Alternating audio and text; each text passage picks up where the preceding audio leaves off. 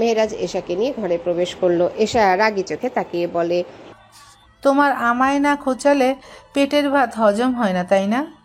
মেহেরাজ নিজের হাতের প্যাকেট থেকে কিছু একটা বের করতে করতে বলল, তোমায় না খোঁচালে পেটের ভাত তো দূরের কথা, ঘুম অবধি হয় না।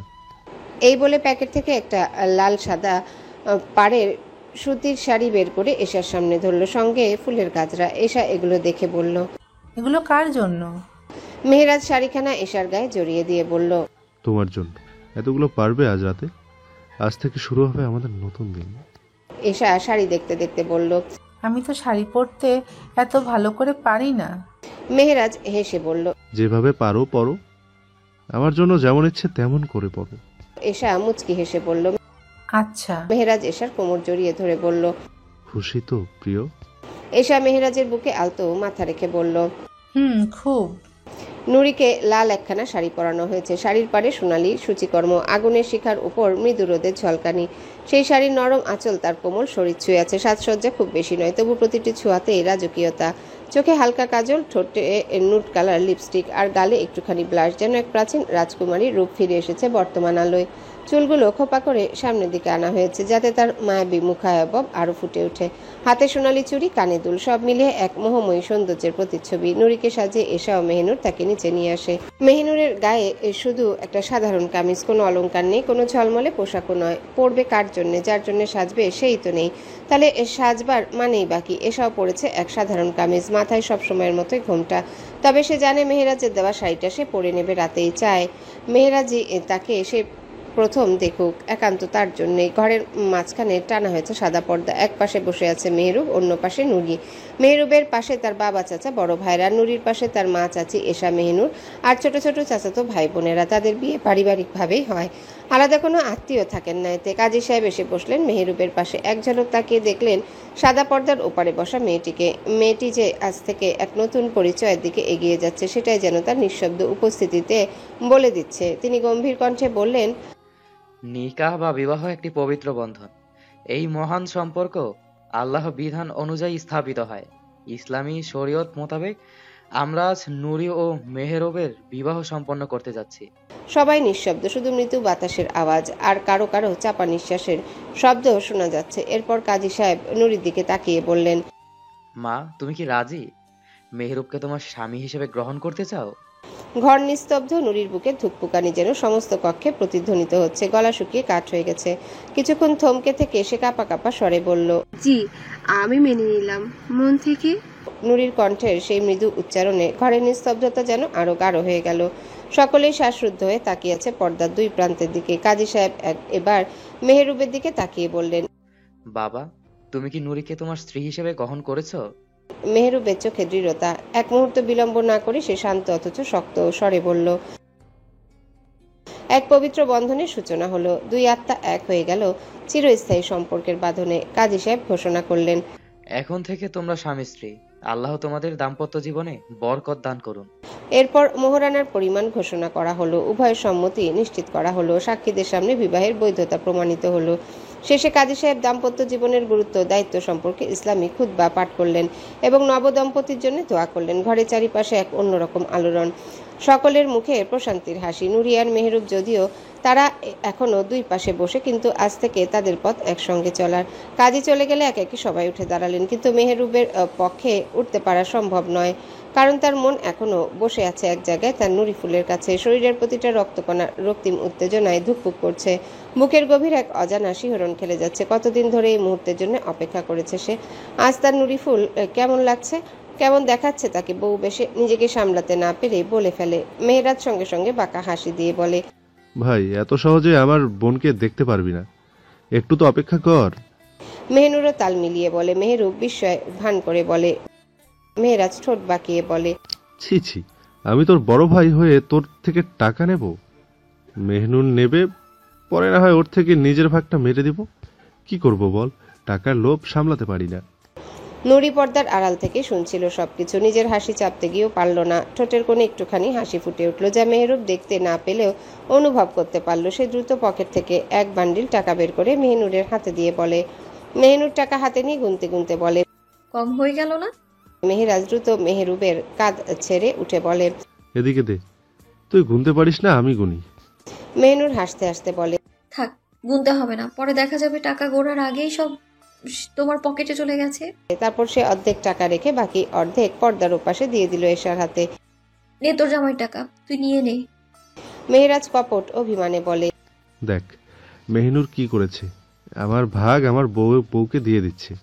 মেহরুব শুধু হাসলো। মেহনুর দ্রুত সবাইকে ভাগ দিয়ে সরিয়ে দিল, যেন এখানে আর কেউ না থাকে, শুধু দুজন। এশা মেহেরাজের দিকে এগিয়ে এসে ওর হাত টেনে বলে। চলো ঘরে চলো, এখানে তোমার আর থাকার দরকার নেই। মেহেরাজ তার দিকে তাকিয়ে মৃদু হেসে বলে। তুমি যদি চাও অন্য কিছু, আমি চলে আসবো। এশা চটপট করে তার বাহুতে একটা চিমটি কাটলো। তোমার হাতে কেমন ব্যথা লাগে। আরো লাগবে, চলো। মেহেরাজ আর কিছু বলার সুযোগ পেল না, কারণ এশা তাকে এক প্রকার টেনে নিয়ে গেল।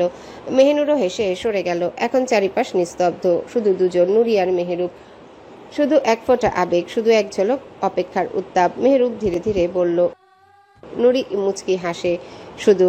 মেহরুবের বুক কাঁপছে, হাতের তালু ঘামে ভিজে উঠছে। আলতো হাতে সে পর্দাটা সরিয়ে দিল। সঙ্গে সঙ্গে তার চোখে ধাক্কা দিল এক বিস্ময়। তার নুরি ফুল সামনের আলোয় বসে আছে, তার জন্য সাজা তার বিবিজান। শরীরে জমকালো রঙিন পোশাক, মাথায় ঘোমটা, আর সেই চোখ, সেই লাজুক চোখ। নুরির মাথা নিচু, শুধু এক ঝলক দেখা যাচ্ছে তার কাজল আঁকা চোখের পাতা। মেহরুব শ্বাস নিতে ভুলে গেল। বুকের মধ্যে ধকধক শব্দ হচ্ছে। সে ফিসফিস করে বলল। হুমায়রা কোনো নাম নয়, এক বিশেষ উপাধি, যে নারীর গাল লজ্জায় বা খুশিতে আনার ফলের মতো লাল হয়ে ওঠে, তাকেই বলা হয় হুমায়রা। নুরি ধীরে ধীরে মুখ তুলে, তার চোখে লজ্জা, তার ঠোঁটে মৃদু হাসি। মেহরুব শ্বাস আটকে গেল। অল্প মেকআপে সে যেন স্বর্গীয় সৌন্দর্যের প্রতিমূর্তি। মনে হচ্ছে জান্নাতের কোনো রহমত তার সামনে বসে আছে। তার চুলের খোপা থেকে টুপটাপ গড়িয়ে পড়ছে বেলি ফুলের গন্ধ, যা মেহরুবকে ঘোর লাগিয়ে দিচ্ছে। তার গাল হালকা লাল, ঠিক যেন আনার ফল। মেহরুব বুকের উপর হাত রেখে অপলক তাকিয়ে থাকলো। নুরি মুচকি এসে মাথা নিচু করে নিল। তার লজ্জা আরো গাঢ় হলো, তার চোখে এক ফোঁটা পানি, শুধু খুশির। মেহরুব ধীরে ধীরে হাত বাড়ালো, তার আঙ্গুল ছুঁয়ে গেল নুরির কপাল। নুরি একবার কেঁপে ওঠে। মেহরুব নিঃশ্বাস বন্ধ করে তাকিয়ে রইল। আজ তার পৃথিবীর সব আলো এক জায়গায় এসে জড়ো হয়েছে তার নুরি ফুলের দু চোখে। আকাশ ভরে আছে চাঁদের ম্লান আলোয়। হালকা বাতাস বইছে নিস্তব্ধতার ভেতর দিয়ে। মেহনুর চলে যাচ্ছে, এসেছিল অতিথির মতো, বিদায় নিচ্ছে অতিথির মতো। এহসান বাড়ির বাইরে গাড়ি নিয়ে অপেক্ষায়। মেহরুবের ফোনে বার্তা পাঠিয়েছে যত তাড়াতাড়ি সম্ভব মেহনুর যেন চলে আসে। মেহনুর ধীর পায়ে এগিয়ে আসে। বিদায় নেওয়ার সময় একে একে সবাইকে জড়িয়ে ধরে। বাবা, দুই ভাই, এশা, সবার উষ্ণ আলিঙ্গনে যেন তার হৃদয় টুকরো টুকরো হয়ে যাচ্ছে। কান্না আটকে রাখতে পারে না, চোখের কোণে জমে থাকা জল একে একে গড়িয়ে পড়ে। কিন্তু আফসোস, একটা রাতও এহসান তাকে এখানে থাকতে দিবে না। দাদাজান দাদিজানের কাছ থেকেও বিদায় নিয়ে দরজায় চৌকাট মারায়। তার এক হাত মাঝহারুল সাহেবের মুঠোয়, অন্য হাত মেহরুবের। সামনে পিছনে তার বড় ভাইজান আর চাচা, সবাই যেন তাকে একসাথে বিদায় জানাচ্ছে, এক সুরক্ষার বলয় রেখে এগিয়ে দিচ্ছে। এহসান গাড়ির পাশে দাঁড়িয়ে আছে, গাড়ির গায়ে হেলান দিয়ে। অন্ধকারের মাঝে তার চোখ জোড়া উজ্জ্বল, যেন অপেক্ষায় আছে তার নিজের আকাশের চাঁদের জন্যে। মেহনুরকে আসতে দেখে তার ক্লান্ত মুখে এক রহস্যময় হাসি খেলে যায়। কোথা থেকে যেন এক আকাশ খুশি আর এক প্রশান্তি ভর করে তার ভেতর। মাঝহারুল সাহেব মেয়েকে এহসানের সামনে এনে দাঁড় করান। গলা ভারী হয়ে আসে, তবু নিজেকে সামলে নেন। হয়তো তোর কাছে আমার মেয়েটার ভালো আছে, তোর কাছে একটাই অনুরোধ, আমার ফুলকে যত্নে রাখিস। একটু থেমে মেহনুরের চোখে চোখ রেখে বলেন। ওর মা মারা যাওয়ার পর ওকে আঁকড়ে ধরেই বেঁচে আছি, অথচ আজও আমার কাছে নেই। কণ্ঠে ভারী আবেগ যেন বাতাসে ছড়িয়ে পড়ে। গভীর দৃষ্টিতে এহসানের দিকে তাকিয়ে বলেন। যদি তোর কোনোদিন মনে হয় আমার মেয়ে তোর যোগ্য না, বা তুই ওকে আর রাখতে পারবি না, তাহলে আমার ফুলকে আমার হাতে ফিরিয়ে দিস, কিন্তু কখনো অযত্ন করিস না। মেহনুরের বুক ফেটে যাচ্ছে বাবার কথা শুনে। বাবারা কি এমনই হয়, নিজের সর্বস্ব বিলিয়ে দেন সন্তানের জন্য? আর যদি সে হয় মেয়ে, তাহলে তো কথাই নেই। মেয়েরা একটু বেশি আদরের হয়, তাই তো সে তার বাবার কাছে ফুলের মতো। আর তার বাবা তাকে রেখেছেন সেভাবে, একটা ফুটন্ত সুরক্ষিত গোলাপের মতো। মাঝহারুল সাহেব মেহনুরের মাথায় হাত বুলিয়ে দিতে দিতে এহসানের দিকে তাকিয়ে বলেন। খুব যত্নে বড় করেছি তো, তাই মাঝে মাঝে ভয় হয় আমার যত্নে রাখা আমার মা, আমার প্রাণ, কোথাও অযত্নে আছে কিনা।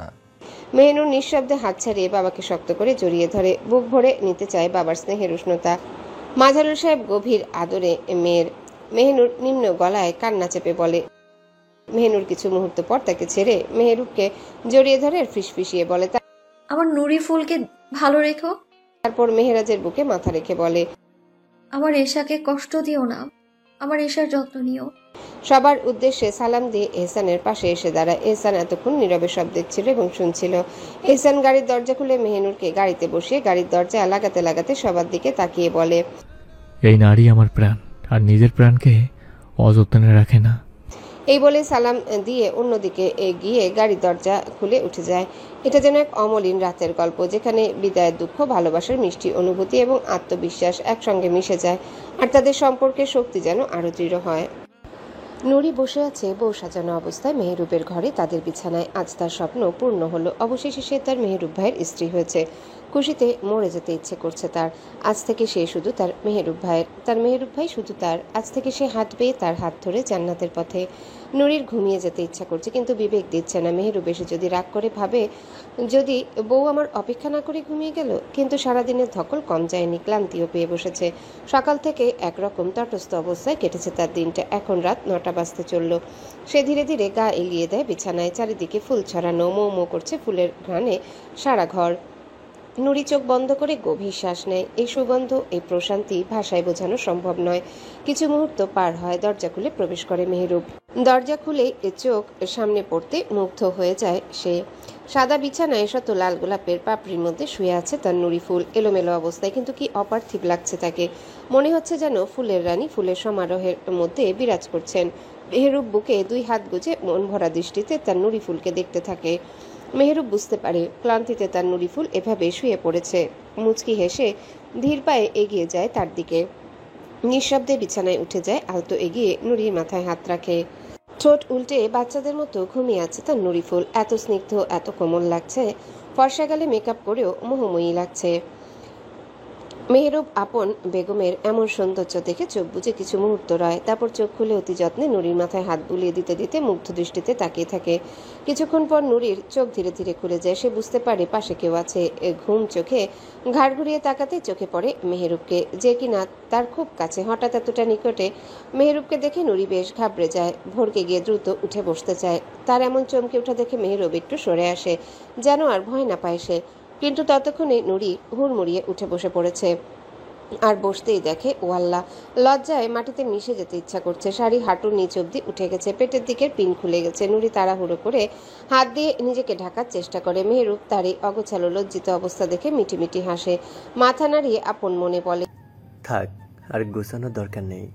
তোর মাহারম আমি, এর চেয়ে ভয়ঙ্কর অবস্থা তো তোকে দেখার অধিকার রাখি আমি। নুরি লজ্জায় মাথা নিচু করে নেয়। এই লজ্জা পেতেই না সে মরে যাবে। তার গাল মুহূর্তেই টকটকে লাল হয়ে ওঠে। মেহেরুব হাত বাড়িয়ে তার গালে আলতো টোকা দিয়ে বলে, ও আমার বেগম হুমায়রা, আর লজ্জা পেও না। নুরি আরো লাল হয়ে যায়, কিছু বলতে পারছে না। অগোছালোভাবে মেহেরুবের হাত সরাতে সরাতে ফিসফিস করে বলে, ছাড়ুন মেহরুব ভাই। নুরির কম্পিত কণ্ঠে হাসি চেপে রাখতে পারে না মেহেরুব। সে নুরির দিকে গভীর দৃষ্টিতে তাকিয়ে হেসে ওঠে। তবে তা তাবাসসুম হাসি, আর ভাবে এই রাত, এই ফুলের রানী, এই লজ্জা সবই তো তার জন্যে। মেহেরুব হাতে ভর দিয়ে শুয়ে যায় বিছানায়। এক হাতে মুখ চেপে হাসি আটকানোর চেষ্টা করলেও চোখে মুখে দুষ্টুমি খেলা করছে। আমার নামে কবুল পড়লে, আমার জন্য বউ সাজলে, আর এখন আমাকেই ভাই ডাকছিস? বাহ নুরিফুল, বাহ। নুরি ঘাড় ঘুরিয়ে মেহেরুবের দিকে তাকিয়ে নিচু গলায় বলে, তো কি বলে ডাকবো আপনাকে? মেহেরুব তার দিকে এক ঝলক চেয়ে নিয়ে শাড়ির আঁচলে আঙ্গুল পেঁচাতে পেঁচাতে বলে, তুমি আমায় কত কি বলে ডাকতে পারো। তুমি না হয় আমায় টুনির বাপি দেখো, কিন্তু ভাই দেখো না। নুরি মেহেরুবের মুখ থেকে তুমি শুনে এক মুহূর্ত হতভম্ব হয়ে যায়। বিস্ময় কাটিয়ে কিছুক্ষণ পর নরম স্বরে বলে, আপনার কাছে একটু অনুরোধ করতে পারি? মেহেরুব ভ্রু কুচকে তাকায়। কি? নুরি সংকোচ কাটিয়ে বলে, আমাকে তুমি বলবেন না, তুই করিয়ে ডাকবেন। তুমি বললে পরপর মনে হয়। মেহেরুব মুচকি হেসে উঠে বসে। আচ্ছা। তারপর কপট গম্ভীর কণ্ঠে বলে, যা তাহলে গিয়ে ফিরে সে আয়, অনেক দখল গেছে তোর ওপর। নুরি মাথা নাড়িয়ে আলগোছে বিছানা থেকে নেমে যায়। তার সব কাপড় চোপড় মেহেরুবের আলমারিতে রাখা হয়েছে। সে ধীর পায়ে সেখানে এগিয়ে যায়। মেহেরুব আওয়াজ দিয়ে বলে, তুই বাথরুমে যা, আমি বাইরে থেকে কাপড় দিয়ে দেব। নুরি মাথা নাড়িয়ে বাথরুমে ঢুকে যায়। কিছু মুহূর্ত পার হয়। মেহেরুব উঠে গিয়ে আলমারি থেকে একটা কালো কুর্তি আর সাদা পায়জামা বের করে, ওড়না নেয় না, ইচ্ছে করে ওড়না বিছানায় ফেলে রাখে। এগিয়ে গিয়ে বাথরুমের দরজায় কড়া নাড়তে ভিতর থেকে নুরি দরজা খুলে কাপড় নেয়, কিন্তু মেহেরুব থমকে যায়। নুরি এখনো গোসল করেনি, তার গায়ে এখনো শাড়ি জড়ানো। কিরে, এখনো গোসল করলি না? নুরি আমতা আমতা করে বলে, ওই আপি আর এসা আপু শাড়ির পিন অনেকগুলো আর এমন ভাবে লাগিয়ে দিয়েছে খুলতে পারছি না। মেহেরুব ভ্রু উঁচু করে বলে, আমি খুলে দেই। নুরি বড় বড় চোখে তাকিয়ে থাকে। কি বলছে? এসব কেন করবে সে? পরক্ষণে মনে পড়ে মেহেরুব তো তার স্বামী, সেই তো এসব করবে। তার চাহনি দেখে মেহেরুব মুচকি হেসে বলে, এভাবে তাকে যতক্ষণ থাকবি ততক্ষণে কাজ হয়ে যাবে। নুরি তড়িঘড়ি মাথা নাড়িয়ে বলে, আচ্ছা। সে পিছন করে বাথরুমে কাপড় রাখার জায়গায় কাপড় রাখে, তারপর সংকোচ নিয়ে মেহেরুবের দিকে ফিরে আসে। মেহেরুব সংকোচ কাটিয়ে প্রবেশ করে বাথরুমে। নুরি মেহেরুবকে বলে, আপনি শুধু পিঠের দিকটা পিনটা খুলে দিন। মেহেরুব কপট স্বাভাবিক কণ্ঠে বলে, আচ্ছা। কিন্তু এখন তারই হাত পা কাঁপছে, ঘাম পর্যন্ত ছুটে গেছে। এখনো নুরির কাছেও যায়নি, তাও কাঁপছে সে। মনে হচ্ছে তুফান চলে এসেছে, এতটা ভয় পাচ্ছে সে। নিজেকে সামলে মেহেরুব ভাবে, এই ফুল তো তোর আপন ফুল, তাকে ছোঁয়ার অধিকার তোর আছে। শক্ত করে নিজেকে বুঝিয়ে সে কাপা কাপা হাতে শাড়ির পিন খুলতে শুরু করে আর কাপা গলায় বলে, ধরে রাখিস শক্ত করে, না হলে পড়ে যাবে শাড়ি। নুরি এমনিতেই থরথর করে কাঁপছিল, এই কথা শুনে আরো শক্ত করে শাড়ি আঁকড়ে ধরে। মেহেরুব গভীর স্বরে বলে, নরিফুল, এভাবে কাঁপিস না, তোর সাথে খারাপ কিছু করছি না, আমি শুধু সাহায্য করছি তোর। নুরি একটু শান্ত হয়, কিন্তু কেন জানি মেহেরুবের স্পর্শে দাঁত পর্যন্ত কাঁপছে তার। পিন খুলে দিয়ে মেহেরুব মুহূর্ত দাঁড়ায় না, দ্রুত বেরিয়ে আসে। নিজের হাঁটু পর্যন্ত কাঁপছিল। ঘরে এসে এক গ্লাস পানি ঢকঢক করে গিলে নেয়। এসির পাওয়ার বাড়িয়ে দিয়ে বিছানায় শুয়ে পড়ে, চোখ বন্ধ করে নেয়। নারীর সৌন্দর্য এত ভয়ঙ্কর হয় তা সে জানতো না। মাথা নষ্ট হয়ে স্ট্রক করে নিচ্ছিল সে। নুরির গোসল করে বের হয়, ওড়না নেই, তাই চুলের টাওয়েল খুলে চুল আর শরীর ঢেকে নেয়। বেরিয়ে আসতে চোখ পড়ে বেসামাল অবস্থায় শুয়ে থাকা মেহেরুবের দিকে। তার পাশে ওড়না পড়ে আছে। সে দ্রুত এগিয়ে গিয়ে ওড়না কাঁধে জড়িয়ে নেয়, তারপর ধীর পায়ে মেহেরুবের পাশে বসে তার কপালে হাত বুলিয়ে দেয়। কি হয়েছে? শরীর খারাপ? মেহেরুব চোখ খুলে তাকায় সামনে সদ্য গোসল করে আসা তার নুরি ফুল। মুখে এখনো পানির ফোঁটা লেগে আছে, অসম্ভব সুন্দর লাগছে তাকে। মেহেরুব স্থির চোখে তাকিয়ে থাকে নিজের নুরি ফুলের পানে। তার হুমায়রার পানে এখনো তার নুরি ফুলের গাল লাল হয়ে আছে, নাকের ডগায় পানির ফোঁটা লেগে আছে। এ কেমন সৌন্দর্যের সাক্ষী সে হলো? মেহেরুব ব্যাকুল গলায় বলে, রোগে ধরেছে আমায়। নুরি অস্থির হয়ে বলে, কিসের রোগে? মেহেরুব মুচকি হেসে বলে, তোর রোগে। নুরি মেহেরুবের মাথায় চাটি মেরে বলে, আপনিও না ভয় পাইয়ে দিয়েছেন। আচ্ছা যান, অজু করে আসুন, নামাজ পড়বেন না নফলের? মেহেরুব উঠে বসতে বসতে বলে। অতঃপর উঠে দাঁড়িয়ে বাথরুমের দিকে এগিয়ে যায়। উদ্দেশ্য নিজের আপন নারীকে পাওয়ার আনন্দে রবের দরবারে শুকরিয়া আদায় করা। এদিকে এশা শাড়ির কুচি ঠিক করে দিচ্ছে মেহেরাজ।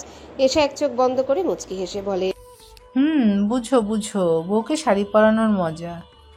মেহেরাজ মুখ তুলে এশার দিকে তাকিয়ে গভীর স্বরে বলল, বুঝতেছি, তবে যেভাবে পড়াচ্ছি ওভাবে কিন্তু। আর কিছু না বলে মুচকি হেসে উঠে মেহেরাজ। তার কণ্ঠে একরকম দুষ্টু অভিপ্রায় লুকিয়ে থাকে। এশা চোখ টিপে তাকে একটা ধমক দিতে গিয়েও চুপ করে যায়। মেহেরাজের হাত এত যত্নে, এত আবেগ নিয়ে তার শাড়ি ঠিক করে দিচ্ছে, এটা মনে হতেই ভেতরটা কেমন যেন মুগ্ধতায় ভরে ওঠে তার। মেহেরাজ শেষবারের মতো শাড়িটা ঠিক করে উঠে দাঁড়ালো। তার শ্যাম্বতীকে আজ ঠিক যেন এক অপ্সরার মতো লাগছে। সাদা লাল পাড়ে শাড়িটা এত সুন্দর লাগবে সে কল্পনাও করেনি। চোখে হালকা কাজল, নরম ঠোঁটে গোলাপি লিপস্টিক, খোলা চুলে সাদা ফুলের গাজরা। মেহেরাজ স্তব্ধ হয়ে যায়।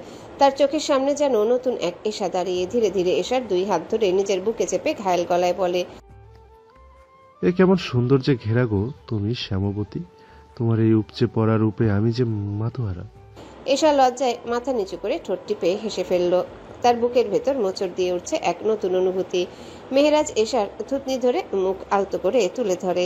এশার গালে সেই ছোট্ট টুলের মতো কাটা দাগ, যেটা তাকে সবসময় মুচকি হাসির মতো দেখায়। মেহেরাজ ধীরে ধীরে ঠোঁট ছুঁয়ে দিল সেখানে।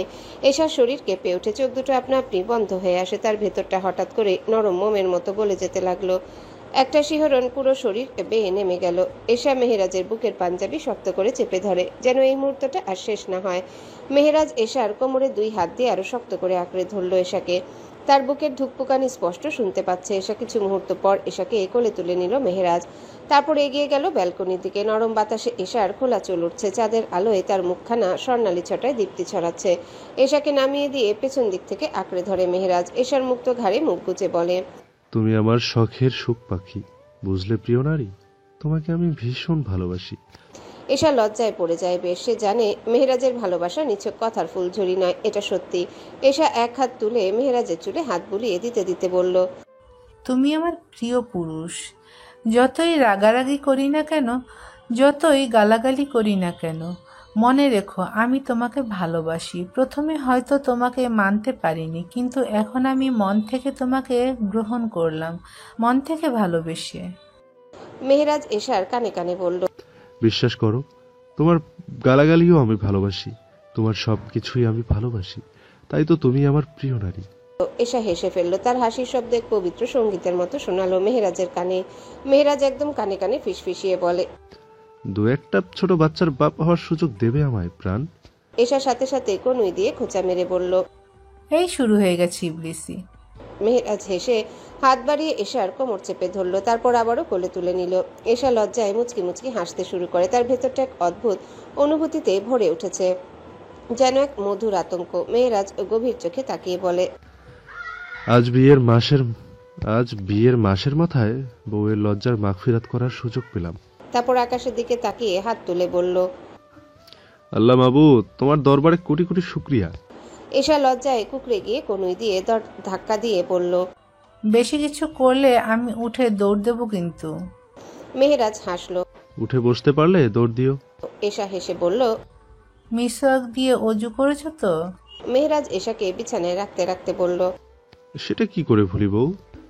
তারপর এক হাত বাড়িয়ে পাশের টেবিল থেকে বাতিটা নিভিয়ে দিল। এশা মেহেরাজের পাঞ্জাবি আঁকড়ে ধরে রাখে। সারা শরীর ভয়ঙ্করভাবে কাঁপছে। তার এক অদ্ভুত সুন্দর অনুভূতি শরীর জুড়ে ছড়িয়ে পড়েছে। মেহেরাজ এশার শাড়ির আঁচলটা সরিয়ে নিতে নিতে বলে, বেগম পড়ো, হে আল্লাহ, আমাদেরকে শয়তান থেকে রক্ষা করুন এবং যে সন্তান আপনি আমাদের দান করবেন তাকে শয়তান থেকে দূরে রাখুন। এশাও পড়ে। সিলেটের রাত নেমে এসেছে শহরের বুকে এক মায়াবী পরশ রেখে। মেহেনুরকে নিয়ে এহসান বাড়ি যায়নি। তার বেগম সাহেবের ইচ্ছে আজ সিলেট শহর ঘুরে দেখা। জলজলে রাস্তাগুলো নিস্তব্ধ, চারিপাশে বাতাসে একটা নরম শীতলতা। কিন্তু মেহেনুরের হৃদয় এই মুহূর্তে এক উত্তাল ঝড় চলছে। সে শহর দেখা ভুলে গিয়ে চুপচাপ তাকিয়েছে তার আপন পুরুষের দিকে। এহসান এক হাতে স্টিয়ারিং ধরে রেখেছে, আর অন্য হাতে মেহেনুরকে শক্ত করে নিজের বুকে চেপে রেখেছে। এই উষ্ণতা, এই সুরক্ষা, এই গভীর স্পর্শ কেমন একটা নিরাপদ আশ্রয়ের অনুভূতি এনে দিচ্ছে মেহেনুরকে। এহসানের চোখে মুখে এক কঠিন অথচ রহস্যময় সৌন্দর্য খেলা করছে। তার তীক্ষ্ণ চেহারায় ছড়িয়ে থাকা চুম্বকীয় আকর্ষণ মেহেনুরের শ্বাসকেও এলোমেলো করে দিচ্ছে। মেহেনুর ধীরে ধীরে হাত বাড়িয়ে এহসানের গালে আলতো করে ছুঁয়ে দেয়। এহসানের ত্বকের উষ্ণতা যেন ধকধক করে জ্বলছে। এহসান একপাশে তাকিয়ে মুচকি হেসে বলল, এমন করে না, পরে মাঝ রাস্তায় বিষমালা হয়ে উঠবো আমি।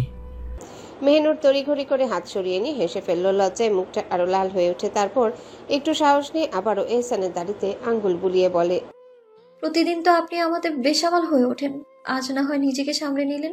এহসান গভীর চোখে তাকিয়ে মেহেনুরের পিঠে হাত বুলিয়ে দিল। তার কণ্ঠে অদ্ভুত মায়া। তোমার দিক দিয়ে আমি আজীবন বিষমল প্রিয়তমা। মেহেনুর চুপ করে যায়। এই মানুষটা তার জন্য কতটা পাগল। তার ভালোবাসার গভীরতা এতটা বেশি। মেহেনুরের মনে এক কোণে ভালোবাসার ঢেউ আছড়ে পড়ে। সে ধীরে ধীরে মাথা নামিয়ে এহসানের গলা জড়িয়ে ধরে রাখে। তারপর ফিসফিস করে বলে, একটা প্রশ্ন করি মেয়র সাহেব। এহসান আলতো হাসে। তারপর এক হাত দিয়ে মেহেনুরের কপালে, নাকে একের পর এক ভালোবাসার স্পর্শ রেখে দেয়। মেহেনুরের সারা শরীরে শিহরণ খেলে যায়। এতে হৃদস্পন্দন দ্রুত হয়ে আসে। শরীরের সমস্ত শক্তি যেন কোথাও হারিয়ে যায়। এহসান মুচকি হেসে বলে, বলুন মেয়ের সবের বেগম। মেহেনুর এবার দুই হাত দিয়ে আরো শক্ত করে এহসানের গলা জড়িয়ে ধরে। এহসানের মুখের ন্যায় তৃপ্তির দৃষ্টিতে তাকিয়ে বলে, এরে হুন্ডায়নি। এহসান মেহেনুরের দিকে তাকিয়ে মুচকি হেসে বলে। হুম। মেহেনুর নিজের কণ্ঠে একরকম আকুতি এনে বলে, আপনি কিভাবে আমায় এত ভালোবাসলেন সেটা বলবেন?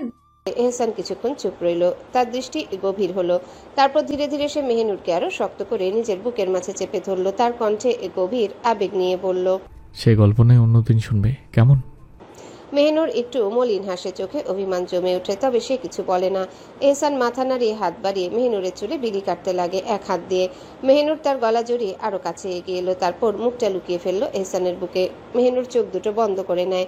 আপন নিঃশ্বাস মিশে গেল তার আপন পুরুষের হৃদস্পন্দনের সঙ্গে। রাতের বাতাস তাদের চারিপাশে গুঞ্জন তুলছে। সিলেটের নিঝুম রাস্তাগুলো যেন সাক্ষী হয়ে রইল এক গভীর নির্ভেজাল ভালোবাসার।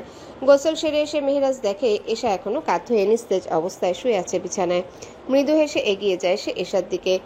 এশার মাথার পাশে বসে হাত বাড়িয়ে এশা চুলে আলতো ছোঁয়া দিয়ে তারপর হালকা ঝুঁকে গলায় নরম সুর এনে বলে, জান উঠো, গোসল করতে হবে। এশা অনেক কষ্টে চোখ মেলে ঠোঁট নাড়িয়ে বলল। আমি করব না। মেহেরাজ ঠোঁট কেটে হেসে বলে, এটা ফরজ গোসল, করতে তো হবেই, উঠো তো। এবার এশার কণ্ঠে বিরক্তির ছোঁয়া। কি করে উঠবো? পারছি না তো, সরো এখন, পরে উঠবো। মেহেরাজ এশার বাহুতে আলতোভাবে হাত রাখলো। বউ, গোসল দিলে এগুলো সেরে যাবে, উঠো। এইবার এশা ঠোঁট ভেঙে বাচ্চাদের মতো কেঁদে ওঠে। মেহেরাজ দ্রুত এশার মাথায় হাত বুলিয়ে দিয়ে বলে, এখন আবার কাঁদছো কেন? কি হয়েছে? আমি তো এখন কিছু করিনি। বলো জান, এমন করছো কেন? এশা কান্না চেপে গুমড়ে বলে, কিছু করনি তুমি? তাহলে বলো, কেন আমার হাড়গুলো সব ভেঙে গেছে? কেন উঠতে পারছি না আমি? বলেই আবার ফুপিয়ে কেঁদে উঠে সে। এশার কান্না শুনে মেহেরাজ অসহায়ের মতো মাথা চুলকে বলল, দেখো বউ, এগুলো স্বাভাবিক, কিন্তু তুমি যদি নিতে না পারো তাতে আমি কি করব বলো তো? এশার বাহু ধরে তুলতে গেল সে, কিন্তু এশা রেগে গিয়ে চিৎকার করে উঠে বলে, মেহেরাজের বাচ্চা, সারা রাত আমায় অশান্তি দিয়েছিস, এখন যদি আর একবার অশান্তি দিস তো উষ্টা খাবি। মেহেরাজ মনে মনে হাসলো। চলে এসেছে আমার বেগম তার আসল রূপে। তারপর গম্ভীর ভঙ্গিতে বলল, বউ জান, আমার বাচ্চার মা, বেবি জান, বেগ জান, দয়া করে উঠে যান, অন্তত গোসলটা তো করে নিন, ফজরের আজান হয়ে যাবে। কিন্তু এশা ওঠে না। আগের মতো বালিশে মুখ চেপে বলল, আমি উঠতে পারছি না, পারলে তো উঠতাম। আর আমি তোমার সাথে জীবনও এমন কিছু করব না। আমার কষ্ট হচ্ছে, মরে যাব আমি। মেহেরাজ হতাশ গলায় বলল। এত অল্পতেই এমন করলে বাকি জীবন কি হবে আমার? বলে কাঁথাসহ এশাকে কোলে তুলে নিল সে। এশা চমকে উঠে বলে, এই নামাও মেহেরাজ। কিন্তু ততক্ষণে সে বাথরুমে পৌঁছে গেছে। মেহেরাজ এশাকে বাথটাবে নামিয়ে কানে কানে বলে এশার, এমন হাজারো ঘূর্ণিঝড়ের শিকার তোমায় হতে হবে জান, নিজেকে শক্ত করো। এশা আহত চোখে তাকালো মেহেরাজের দিকে। আমি বাড়ি চলে যাব, এসব আমার সহ্য হয় না। তুমি যদি আর কিছু করো আমি তোমার সাথে থাকবো না। মেহেরাজ হেসে বলল, আমি কাপড় এনে দিচ্ছি, গোসল করে নাও, চাইলে আমি করিয়ে দিতে পারি। এশা চোখ কুচকে ধমক দিল। 100 হাত দূরে থাকবে, বুঝলে কি বললাম? মেহেরাজ মুচকি হেসে উঠে যেতে যেতে বলল, এখনো তো সাইক্লোন শিকার হলে, বাকি তো রইল হেরিকেন, ক্যাটরিনা, আইরা, ক্যালডোনিয়ান, টাইফুন, আরো কত কিছুর। নুরিকে বুকে আঁকড়ে ধরে শুয়ে আছে মেহরুব। জায়নামাজে শান্তিতে তলিয়ে আছে দুজনে আজ। নামাজ পড়ে জায়নামাজেই ঘুমিয়ে গেছে। নুরি ক্লান্ত মুখটা দেখে মেহরুবের সব ইচ্ছে পানি হয়ে যায়। সে নুরির উপর কোনো কৃতিত্ব ফলায় না। ভালোবেসে বুকে আঁকড়ে ধরে নিজের নুরি ফুলকে। তার নুরি ফুল তার উষ্ণতা পেয়ে তলিয়ে যায় এক সুন্দর নিদ্রায়। নুরিকে বুকে আঁকড়ে ধরে শুয়ে আছে মেহরুব। জায়নামাজে শান্তিতে তলিয়ে আছে দুজনে আজ। নামাজ পড়ে জায়নামাজে ঘুমিয়ে গেছে। গাড়ির ইঞ্জিন বন্ধ হতে চারিপাশে নিস্তব্ধতা যেন আরো গাঢ় হয়ে ওঠে। পুরনো পরিত্যক্ত এক কলোনি। বাতাস ভারী, যেন এক অনাঘ্রাত মৃত্যুর গন্ধ লুকিয়ে আছে এতে। মেহনুর অবাক হয়ে চারিপাশ দেখছে। নির্জন জায়গা, অথচ কেমন অস্বাভাবিক ঠান্ডা। নিঃশ্বাস নিতেও বুক চেপে আসে। তার গলা শুষ্ক হয়ে উঠল। ভয় আর অজানা আতঙ্ক নিয়ে বলে, এখানে কেন নিয়ে এলেন আমায়? এহসান মুখে এক অদ্ভুত হাসি টেনে বলল, আমায় যখন নিজের পাপিষ্ঠ পুরুষ মানো, তাই তোমায় আমার পাপের এক ক্ষুদ্র অংশ দেখাতে নিয়ে এলাম। তবে আমার কাছে এটা পাপ নয়, সবার কাছে এটা পাপ মনে হয়। মেহনুরের ভেতর শিরশিরে শীতলতা ছড়িয়ে পড়ে। কি দেখাবে এহসান? তার ভয়ঙ্কর দৃষ্টি বলছে কিছু ভয়াবহ অপেক্ষা করছে। এহসান শক্ত করে মেহনুরের কবজি চেপে ধরে টেনে নিয়ে যেতে লাগলো কলোনির ভেতরের দিকে। ভেতরে ঢুকতে একটা গা ছমছমে অনুভূতি হলো। দীর্ঘ সারিতে দাঁড়িয়ে থাকা ভাঙা ঘরগুলো, আধা ভাঙা জানালা, কোথাও শেকল দিয়ে আটকানো দরজা, একটা নিঃসঙ্গ অন্ধকার সবকিছুকে আচ্ছন্ন করে রেখেছে। একটা দুটো হলুদ আলো ঝিমিয়ে জ্বলছে, কিন্তু আশেপাশে অন্ধকার সেই আলো গিলে নিচ্ছে। তখনই একটা নারী কণ্ঠ, তারপর আরো কয়েকটা চিৎকার, মেয়েদের আর্তনাদ, পুরুষদের গলা। কেউ যেন প্রাণপণে বাঁচার জন্য ছটফট করছে, কেউ যেন মৃত্যুর মুখে ধুঁকছে, কিন্তু মেয়েদের চিৎকার বেশি, এত তীব্র, এত ভয়ঙ্কর যে মনে হচ্ছে কেউ তাদের টেনে ছিঁড়ে ফেলছে, কেউ তাদের উপর পৈশাচিক নির্যাতন চালাচ্ছে। মেহনুরের কান ঝাঝা করে উঠে, দম আটকে আসছে। সে থরথর করে কাঁপতে কাঁপতে এহসানের হাত চেপে ধরে বলে, এ কোথায় নিয়ে এলেন আমায়? কারা এত চিৎকার করছে? কারা? এহসান হাসলো, ঠান্ডা নির্লিপ্ত এক ভয়ঙ্কর হাসি। চলো একটা জিনিস দেখাই। এহসান একটা পুরনো দরজার সামনে এসে দাঁড়ায়। চিৎকারগুলো আরো কান থেকে শোনা যাচ্ছে। দরজাটা ঠেলে খুলে দিল সে। ঝা করে একটা পচা নোংরা ভয়ানক গন্ধ মেহনুরের নাকে আঘাত করলো। নিকাব ভেদ করেও সেই গন্ধ তার নাকে লেগে গেল। একসাথে গলা ভোমরা, পচা রক্ত, নষ্ট মাংস আর জ্বলে যাওয়া চামড়ার মতো এক গন্ধ। মেহনুর চট করে মুখ ফিরিয়ে নিল, চোখ মুখ কুচকে উঠে তাকালো সামনের দিকে। সামনে তাকিয়ে তার চোখ বিস্ফোরিত হলো। তার ভেতরটা এক ঝটকায় উল্টে গেল। ঘরের ভেতর মেহনুর চিৎকার করতে চায়, কিন্তু গলা দিয়ে কোনো শব্দ বের হলো না। তার পেটের ভেতর সবকিছু উল্টে যেতে লাগলো। সে আর সহ্য করতে পারলো না। ধপ করে হাঁটু গেড়ে বসে একপাশে বমি করে দিল। শরীর কাঁপছে, হাত পা ঠান্ডা হয়ে আসছে। এত বিশ্রী, এত ভয়ঙ্কর দৃশ্য সে কখনো দেখেনি। এগুলোর থেকে এহসানের কারো কলিজা টেনে বের করার দৃশ্য শতগুণে ভালো। ঘরটা যেন নরকের এক টুকরো অংশ। চারিপাশে থমথমে নীরবতা, কিন্তু সেই নীরবতার মাঝেও যেন শোনা যাচ্ছে অস্পষ্ট চিৎকার, কান্না, আহাজারি, মৃত্যুর আগের করুণ আর্তনাদ। মেহনুর থমকে দাঁড়ায়। বুকের ভেতর ধুকপুক করতে থাকা হৃৎপিণ্ড হঠাৎ থেমে গেল কিনা বুঝতে পারে না। গলা শুকিয়ে আসে। মেহনুরের দৃষ্টির সামনে যে দৃশ্য, তার চোখের পাতা ফেলতেও ভয় লাগছে। দেয়ালের দিকে তাকাতেই তার নিঃশ্বাস আটকে যায়। সেখানে ঝুলছে মেয়েদের লাশ। বুকের মাঝখানে বিশাল পেরেক ঠুকে ঝুলিয়ে রাখা হয়েছে তাদের। পেরেকগুলো এত মোটা, এত ভয়ানক, মনে হচ্ছে কোনো পিশাচের হাতের অস্ত্র। কিন্তু সবচেয়ে ভয়ঙ্কর ব্যাপার, তাদের শরীরে কোনো চামড়া নেই। মেহনুরের পায়ের নিচ থেকে পৃথিবী সরে যাচ্ছিল। মেহনুরের চোখ ঘোলাটে হয়ে আসছিল। কিছুক্ষণ কিছুই বুঝতে পারছিল না। তারপর ধীরে ধীরে মেঝের দিকে তাকাতেই সে বুঝতে পারে চামড়াগুলো ওখানে পড়ে আছে। চামড়ার স্তূপ। শরীর থেকে ছিলে নেওয়া মাংস রক্তে ভিজে চটচটে হয়ে থাকা চামড়াগুলো ঘরের চারিদিকে ছড়িয়ে ছিটিয়ে আছে। এক জায়গায় পচা রক্ত থকথকে হয়ে জমাট বেঁধেছে। সেই রক্তের গন্ধে নিঃশ্বাস নেওয়া যাচ্ছে না। একটা অসহ্য গন্ধ, গলে যাওয়া মাংসের গন্ধ, পচা মানুষের শরীরের গন্ধ।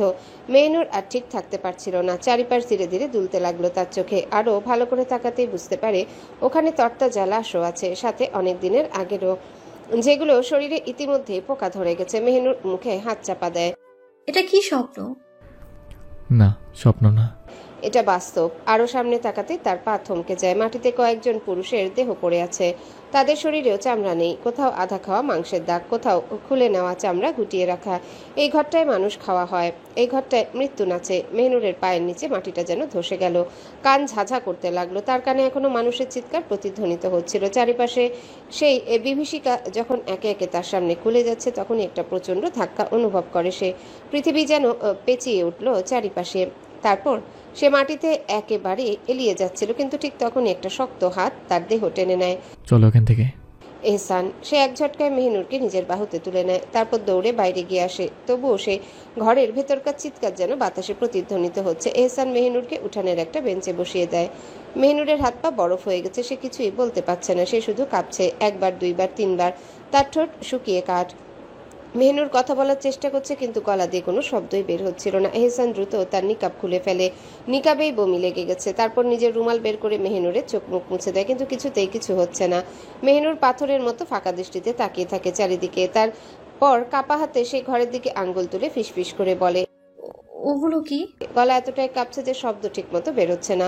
কিন্তু কয়েক সেকেন্ড পরে সে চিৎকার করে উঠে। ওগুলো কি? কি ওগুলো কি? তারপর নিজের সব শক্তি দিয়ে কেঁদে ওঠে। ফুপিয়ে ফুপিয়ে চিৎকার করে কাঁদতে থাকে।